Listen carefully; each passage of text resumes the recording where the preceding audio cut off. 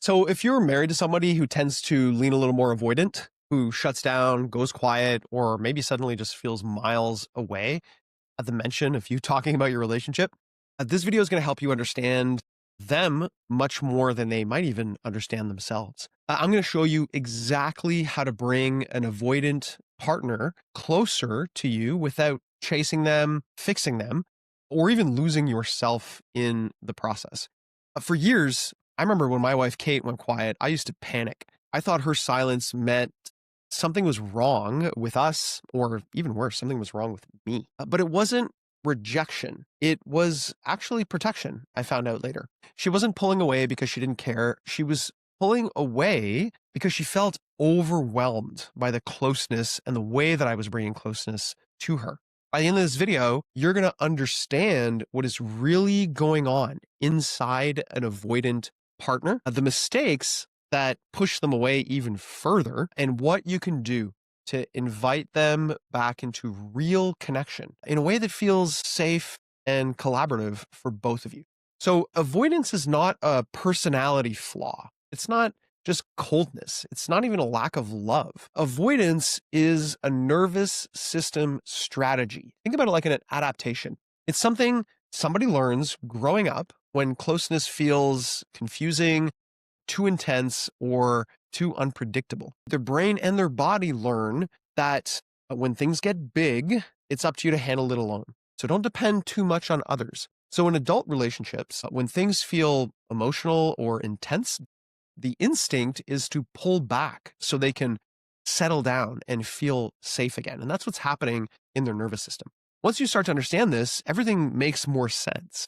Avoidance partners are not trying to hurt you or withhold love from you. They're trying to protect themselves. And most of the time, they don't even know they're doing it because it's just something that happens automatically. So I want to break this down in psychology terms for a minute. Right? So when avoidant partners were kids, closeness often came with pressure or noise or mixed messages. So they had a partner who was totally avoidant, a parent, sorry, that was totally avoidant, or that was really invasive. And so what they learn is to really be great at handling life alone and not so great at sharing real feelings, especially in the moment.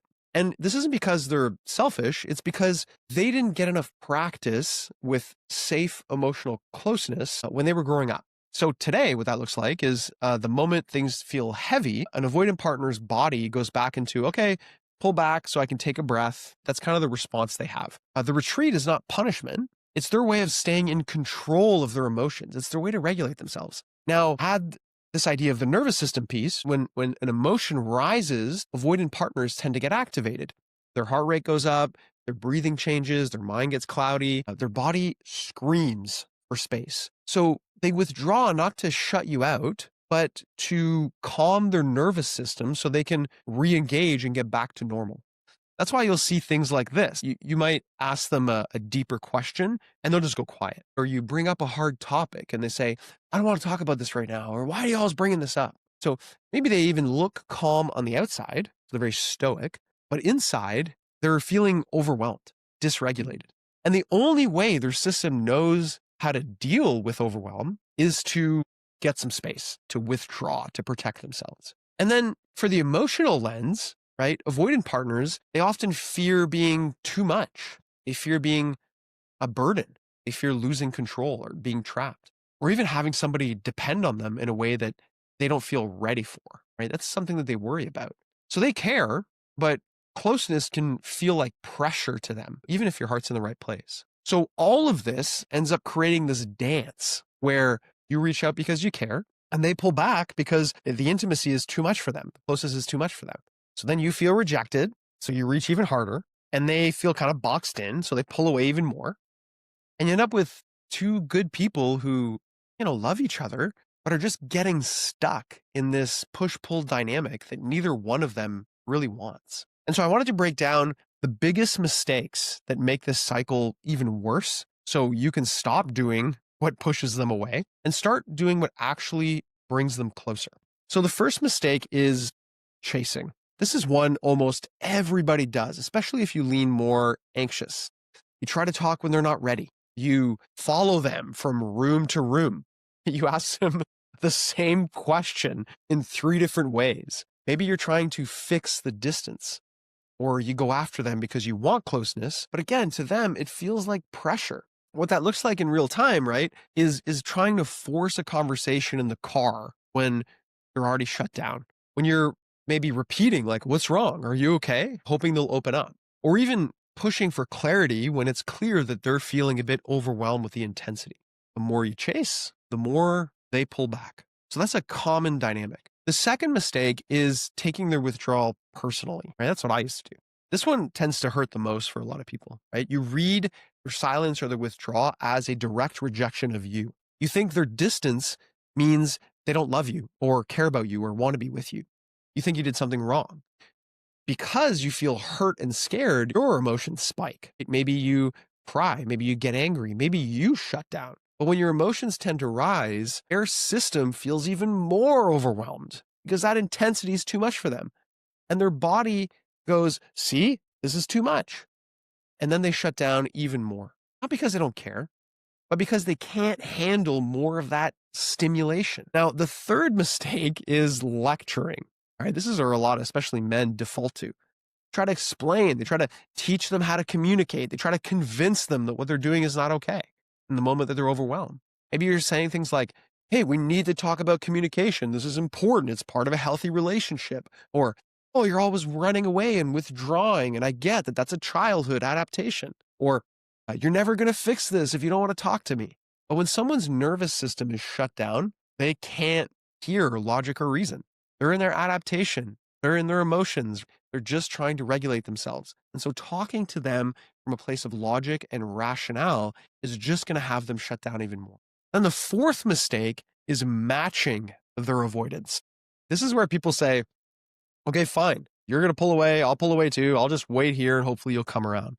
Maybe you get cold. Maybe you stop sharing and you end up protecting yourself by shutting down as well. And you kind of wait them out. But now both people feel alone. Both people feel unseen. Nobody tends to repair. And you're kind of at this tug of war standstill where the relationship just feels stuck, like iced out. And these are common mistakes, but I really wanted to help you talk about what actually works then. So 4 moves that you can take in order to help your avoidant partner feel safe enough to re-engage without pressure are going to be important here for you to implement.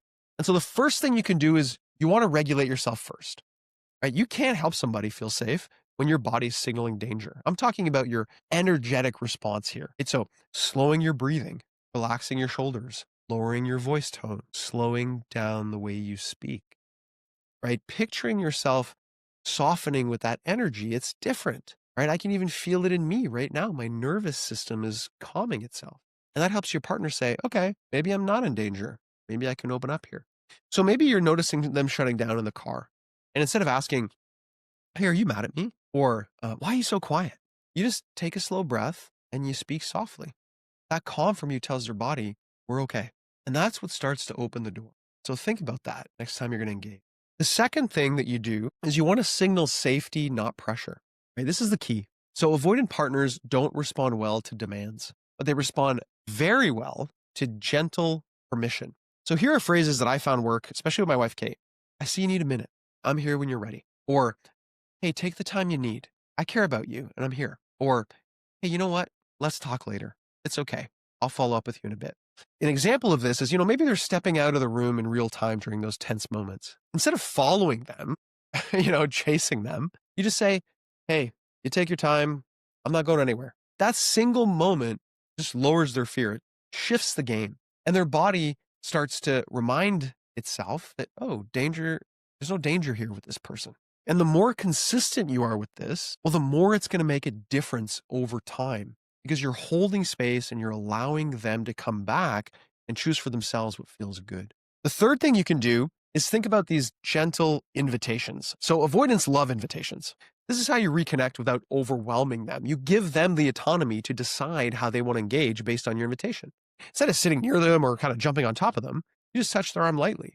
Maybe you're offering a small activity like, hey, you want to take a walk with me later? Or, hey, can I make some tea for us to share? Or, hey, you want to watch something with me on the couch? Maybe you give a little smile or a little joke, or you create this inviting energy without forcing it. These little bits show their nervous system That closeness with you can be soft, can be warm, can be safe. And that's really going to help them open them up to that type of connection. Now, the fourth move here is reflecting safety when they come back. So, avoidant partners often test the water before they fully return. They are constantly testing. So, when they sit next to you again and start talking after you've invited them back, don't pounce on that. Don't force deep talk. Don't unload your feelings right away. Instead, welcome them back gently. Celebrate what they're doing. Say, hey, thanks for coming back. I know that was a lot. Simple as that. This teaches their nervous system that re-engaging with you is not going to lead to more pressure or more overwhelm. It's going to essentially switch their mind map of you and help them re-engage in a healthier, more secure way. Now, these four tools are things that you can use to help break that avoidant chase cycle and replace it with something healthier: space, safety, connection, and of course, repair. And I think I want to zoom out here to just talk about these foundational principles that build long-term connection in a relationship, right? These are things that make real change possible. So principle one is to focus on consistency over intensity. Avoidant partners relax through small, reliable actions, not these big emotional swings. So showing up steady, showing up calm, showing up warm, they learn to trust you through repetition, not through pressure. Principle two is that predictability builds safety. So avoidant partners open when they know what kind of energy they're coming home to. If the emotional environment is calm and welcoming, they're settled and they're going to move towards that.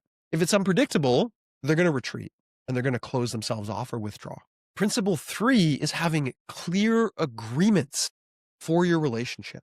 For example, when one of us shuts down, we name it instead of disappearing. That would be an agreement that you would have together. Or if either of us needs space, we'll just say it and come back when we're ready, usually within 10 minutes. So these agreements lower fear and reduce misinterpretation, and also give people the permission to do what they need to do in order to get themselves back to a rational headspace so they can re-engage again. And the fourth principle is turning the cycle from avoid and chase into space and safety. So you're not trying to break the dance, you're trying to improve it. And this is where you doing something different will impact the dance. When one of you needs space, the other needs to create safety. When one of you reaches out, the other needs to respond to that bid in a welcoming and soft way. That's the new cycle. Avoidant patterns don't mean your relationship's broken or that you're incompatible. It means that your nervous systems are out of sync. When you bring calm, clarity, and safety back to the dance of your relationship, your partner who leans avoidant is going to start to relax. And when they relax, they tend to step in. They share more. They open up in ways that you thought were impossible. I've seen this time and time again with couples I work with. Now, if you want some help figuring out exactly what your relationship needs right now, I created a free resource for you. It's a free couples assessment you can take today. It takes a few minutes. You answer some simple questions about where things are at for you and your partner. Then I receive your answers. I'll review them myself personally, and I will send a personal action plan for what you can do over the next 30 days to create real transformation in your relationship. It's totally free. It's private, and it gives you some clarity on what you can do to shift the dance in your relationship. If you want to reconnect with your partner, break old habits, and bring back more of a spark to your connection, this assessment will really show you what to focus on. You can grab it right now, just in the link below. I hope this helped. Remember, your relationship is not doomed. Partner is not rejecting you. You just need a new way of dancing together that feels good for both of you. And you can learn it. I'll see you in the next video.